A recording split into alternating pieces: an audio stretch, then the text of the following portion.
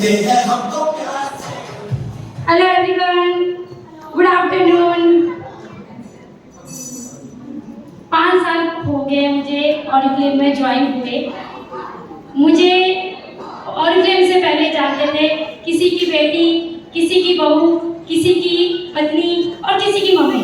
मेरी कोई पहचान नहीं थी। मुझे सिर्फ सिलाई स्टिचिंग करने वाली, बुटीक वाली जान के बुलाते थे। बस रोटी मतलब बच्चे, फैमिली, घर, बस इसी में सीमित थी। कुछ बड़ा नहीं सोचती थी, बस बच्चों के लिए सोचती थी कि मैं बच्चों की लाइफ को चेंज कर सकूं। अगर मैं कम पढ़ी हूँ या मैं कभी बाहर नहीं गई हूँ या हिंदी मीडियम स्कूल से पढ़ी हूँ, तो मैं अपने बच्चों के लिए कुछ करूँ। तो मैंने अपने बच्चों के लिए जो है अपना स्टिचिंग का काम छोटा सा स्टार्ट किया था। और 5 साल पहले मुझे मेरे साथ कुछ ऐसी घटना घटी कि मुझे ऑरिफ्लेम मिला। बोलते हैं ना, भगवान एक रास्ता बंद करता है तो 1000 खोल देता है। तो वही उसी रास्ते में मुझे ऑरिफ्लेम मिला और मैंने ऑरिफ्लेम स्टार्ट किया। जब ऑरिफ्लेम में आई तो हाथ पैर कांपते थे मेरे कि कभी फ़ोन नहीं लिया था, कभी फ़ोन नहीं चलाया था, कभी व्हाट्सएप, फेसबुक, इंस्टाग्राम किसे कहते हैं कभी नहीं सुना था। मतलब बल्कि उसके नाम से डरती थी मैं कि ये चीज़ें पता नहीं क्या होती हैं, या डराते भी थे कि इस चीज़ को आप यूज़ करोगे तो आपके साथ ये हो जाएगा, वो हो जाएगा। तो कभी इन चीज़ों के बारे में मैंने कभी भी ध्यान नहीं दिया।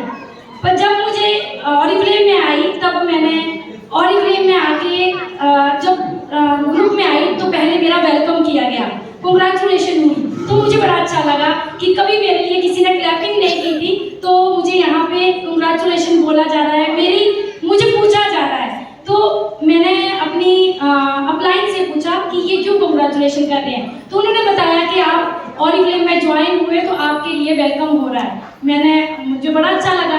तो जब मैं व्हाट्सएप के मैसेज देखती थी तो मुझे मतलब घबराहट होती थी कि ना मुझे मैसेज करने आते हैं, ना मुझे पढ़ने में भी मुश्किल आती है, तो मैं कैसे कर पाऊंगी। पर मेरे अंदर था कि जब मैं किसी को देखती थी स्टेज पे जाते हुए या रिकग्नाइज होते हुए कि क्या ये मुझे भी मिल सकता है और ये कैसे मिल सकता है, तो मैं जरूर पूछती थी। मतलब एक दिन में मेरे 10-10 कॉल, 15-15 कॉल मेरी अप्लाई के लिए होते थे कि मुझे बताइए मैं कैसे यहाँ तक पहुँच सकती हूँ। वो मुझे धीरे धीरे बताते गए। और सच बोलूं तो हर एक चीज़ को नोट करना मेरी शुरू से ही फितरत है, क्योंकि मैं हर एक चीज़ को एक बार में समझ नहीं आती है, पर मैं उस चीज़ को अगर नोट करती हूँ, उसको पढ़ती हूँ, देखती हूँ, तो मुझे सब कुछ ध्यान में रहता है। और यही चीज़ आए जब सोचा कि चलो अब ऑरिफ्लेम में आ गई, 3-4 हज़ार रुपया कमा लूँगी तो एक बच्चे की फीस निकाल लूँगी।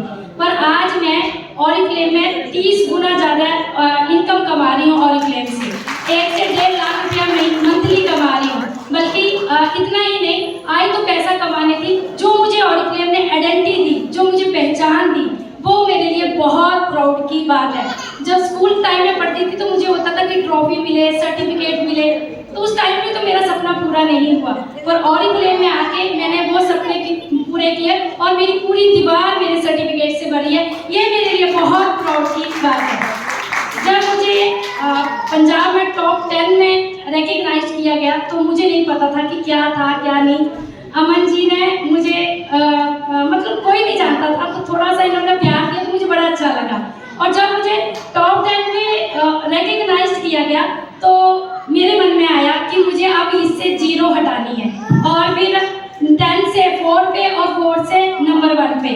तो ये मेरे लिए बहुत प्राउड की बात है कि मैं आज आपके सामने बोल पा रही हूँ। जहाँ पे सच बोलूँ तो मेरा जो बैकग्राउंड है वो हिमाचल का है, तो मुझे हिंदी में भी बात करने नहीं आती थी, पंजाबी तो दूर की बात है।